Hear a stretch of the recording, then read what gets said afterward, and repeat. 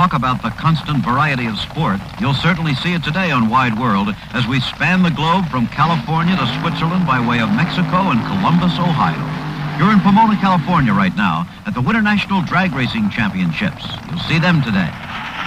Almost half a world away in glamorous Summerit, Switzerland, you'll see the dashing gentlemen sportsmen who pursue the dangerous sport of Cresta toboggan racing. They'll be competing for the Coppa d'Italia in the International Toboggan Championship.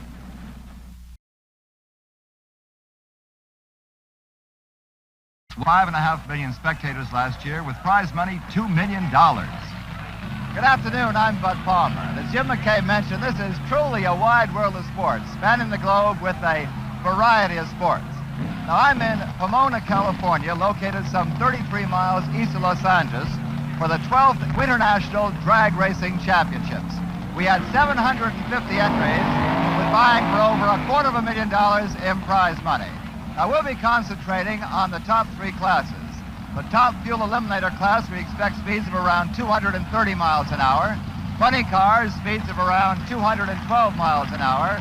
And pro stock, speeds of around 144 miles an hour. That is from a standing start in a quarter of a mile. Believe me, that is some charge from the gate. Now, earlier this morning, in the top fuel eliminator class, first on the track was the defending champion and top qualifier, Don Garlitz.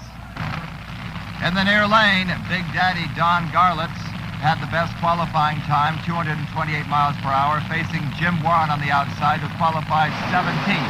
There they go. And a big upset here. Jim Warren defeats the defending champion, Don Garlitz. We asked him why. Don Garlitz, the defending champion here out in the first round. What happened, Don? Well, the engine was a little bit cold, and I had the right lane, and they had oiled that real bad yesterday, and I just left with a little bit too low RPM, misjudged the starting line surface, and it pulled the engine right down. There was a tremendous traction up there. I could have left any way I wanted, but it was the first pairing of the first round, and it's very difficult to judge the starting line on that at that time. I just guessed wrong. I might add that Jim Warren lost in the next round to Dwight Salisbury. Okay, here's the first pair up for the quarterfinals. In the near lane in yellow there is Don Prudhomme of Granada Hills, California, who holds the unofficial record at 235 miles per hour. And there's his opponent in the blue and white car. It is Gary Cochran from Fountain Valley, California. Now, this graph here shows you exactly how they pair off. It's like a tennis tournament, matched battles to the finals. Prudhomme, one of the favorites on the inside. He qualified third here. Gary Cochran qualified 15th. There's Gary in the blue and white car. And the start. And Prudhomme, both of them go up in smoke, meaning they lost traction. It might be an upset here, and Cochran is the winner. 7.52, 181.08 miles per hour. Don Prudhomme, 7.63 seconds. 213.77 miles per hour, but it's not the fastest, it's the quickest that wins. Let's take a look at it again. Now, what I meant is Don Prudhomme went up in smoke. You see all the vapors coming up behind him. That is when he lost traction. His tires were spinning instead of grabbing on the surface, and that cost him the race. A tremendous upset here. But once again, it's the quickest down the quarter-mile strip, not the fastest. So Don Prudhomme is out, along with Don Garlitz. Both are extremely disappointed, and upsets here in the quarterfinals of the top fuel eliminator. There's the winner, Gary Cochran. And here's Don Prudhomme. Yeah, it just didn't hold. The tires didn't hold. It just went up in smoke. I seen him. He moved, though, after he let him up, didn't he? Both at the same time. Huh? In and out of it. Who? He was. So was I. I was hoping he'd shut off. Two big upsets in the top fuel eliminator class. Back in a moment with more of the quarterfinals. Before we continue with the quarterfinals, this is a front-engine top fuel dragster, sometimes known as a rail. It's the most sophisticated fuel-burning car. You might say the sport's special breed of acceleration machine that produces upward of 1,500 horsepower in less than 7 seconds, and speeds at the end of a quarter of a mile of 230 miles per hour from a standing start. Their basic costs range from $15,000 to $25,000. They rely on exotic fuels like nitromethane for maximum performance. Now, this is a rear-engine top fuel eliminator. Two-time champion Don Garlitz introduced the rear-engine eliminator last year when he won. Now, as with Indy cars, the trend is toward a rear-engine eliminator, but for a different reason. At Indy, it was handling. Here, it's safety. After flying parts from an exploding transmission cut off part of his right foot, Don Garlitz perfected the rear-engine eliminator, and others have followed. Okay, now, continuing with the quarterfinals. This is Dale Funk in the far lane, qualified 28th against Ken McLean, who qualified 24th. Ken McLean from Edmonton, Canada, in the near lane. And Ken McLean does not leave the line. Broke down. Dale Funk, a very easy run, holding up his arm. He gets into the semis. He doesn't hurt his engine at all. A very easy run. And swinging in for his quarterfinal against Carl Olson, this is Dwight Salisbury, who qualified 25th from Northridge, California. He's going to bleach his tires or burn them out. Coming in now is Carl Olson on the far lane, Dwight Salisbury in the blue car. Now watch this process. You can see them pouring the stuff out of the bottle. Now they rev up there, and that's to clean up his tires, but also to heat them up. And in that bottle is a fancy combination of bleach, latex, methanol, glue. You have it. It's probably in there. This is Carl Olson, who's 28 years old. Qualified 29th, as I mentioned, in the far lane. Dwight Salisbury in the near lane with the wing on top of his car. Buster Couch all set to give them the start. Here they go! A tight race. Salisbury's in trouble. I believe he lost the top of his wing. It bounced right across into Carl Olson's lane. There it is. Very lucky that Carl Olson was out ahead, but that could have caused serious damage to him or his car. But Olson was the winner, Dwight Salisbury losing that wing. Here it is once again. Now watch Dwight Salisbury as he comes down here. Watch that wing very carefully to see what happened to it. There it goes, whips right across into Olson's lane. By the way, Olson's time was 6.63. 222.22 miles per hour. He is the winner, goes into the semifinals.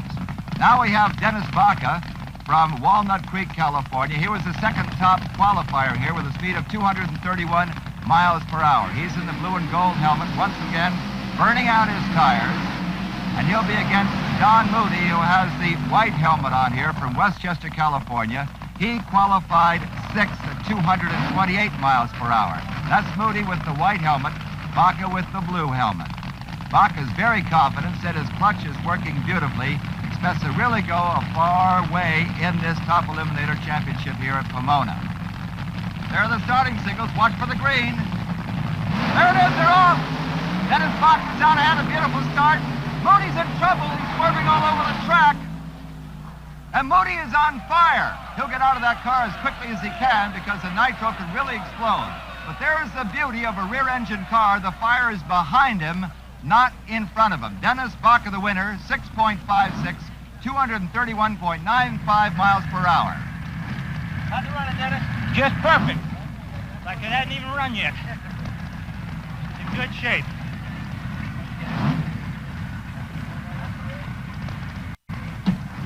We're ready to win this thing. In the semis, it'll be Dennis Baca facing Dale Funk, Carl Olson against Gary Cochran. Back with the Pro Stock semifinals in just a moment. Bud Palmer back with the Winternational Drag Racing Championships in Pomona, California. We're getting ready for the Pro Stock Car semifinals, and here's how they go. It's Arlen Vanke against Don Grothier, and Bill Grumpy Jenkins faces Don Carlton. Now, this is a Pro Stock car, which is quite similar to an average family car, except that major internal modifications are permitted to the engine, which must be the same make as the car.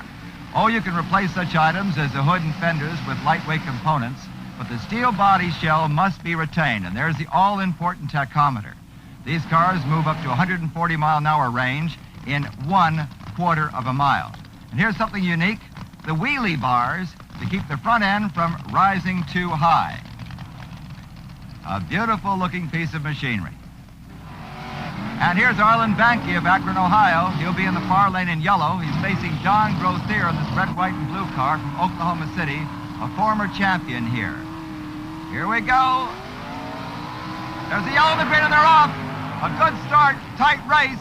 That's Vanke in yellow. Grothier on the inside. Grothier is pulling up, and Grothier is just going to make it. The time for Grothier, 9.79, 141.00 miles per hour. Bill Grumpy Jenkins in white against Don Carthen of Royal Oaks in the black car there. This is the other semifinal.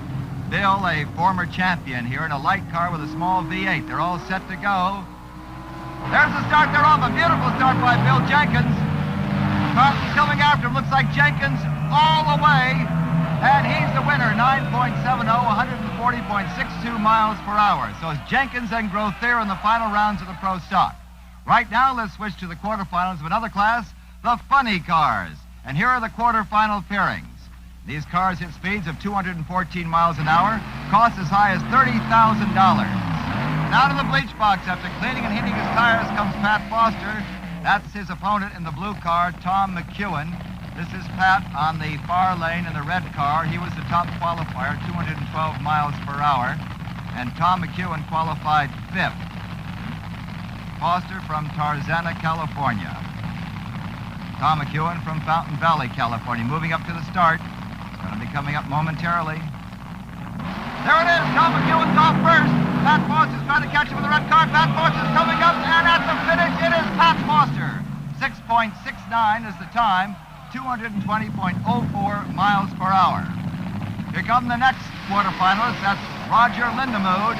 And look at those tires as they spin them. They really rise. The front end goes way down. The back end goes up. Here's his opponent, Dale Poldy in the red car. He'll be on the outside lane from Wilmington, California. Poldy qualified 7th. Roger Lindemood qualified 11th. Both pulling up to the starting line now. Lindemood in the blue car. And there they go! And Lindemood just goes up in smoke. Too much horsepower, and he lost traction or bite. An easy win for Dale Poldy. And back with more of the quarterfinals of the funny cars after this message.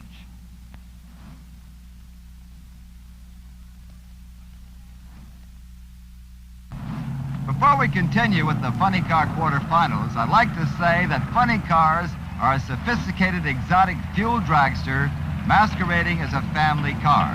The body is even classic, and the horsepower, 1,500 horses. Now, early we talked to one of our semifinalists. Pat Foster, exactly what is a funny car?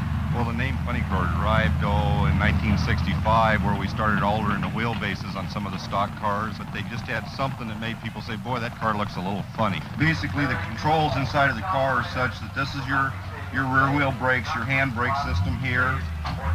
This handle down here between my legs activates the reverser. It's either in the forward position, the car goes forward, in the backward position, it goes backwards. My left foot's on the clutch pedal. This control between my legs is a shifter. You go from low gear to high gear. It's a 2-speed only system, and you just push it forward in about the middle of the course, and you'll go from low gear to high gear. And these are probably the most important thing to the driver inside the car, and that's your fire system. And they're set before we make a run, and in the advent of a fire of any serious nature at all, then the driver lets go of the steering wheel and crosses his arms and hits the 2 black knobs, which automatically sets off a system that's plumbed throughout the entire car, that plumbs the fire system to any place in the car there may be a fire. Up here we've got our parachute releases, which are a dual chute system on this particular car. Some guys run 1, some guys run 2. I stagger the handles just enough that I can pick a chute to pull, even if I want to pull one, or I can pull them both. And over here we got a fuel shut-off, which in the advent of a fire also, you hit your fire system and close the fuel shut-off system. And down buried where you can't even see it is a magneto switch. It's just a basic on and off toggle switch. And basically that's about it. Continuing now with the funny car quarterfinals, this should be a beauty. There's the defending champion, Butch Moss from Santa Rosa, California. The blue car with the red trim, and there's the starter, Buster Couch.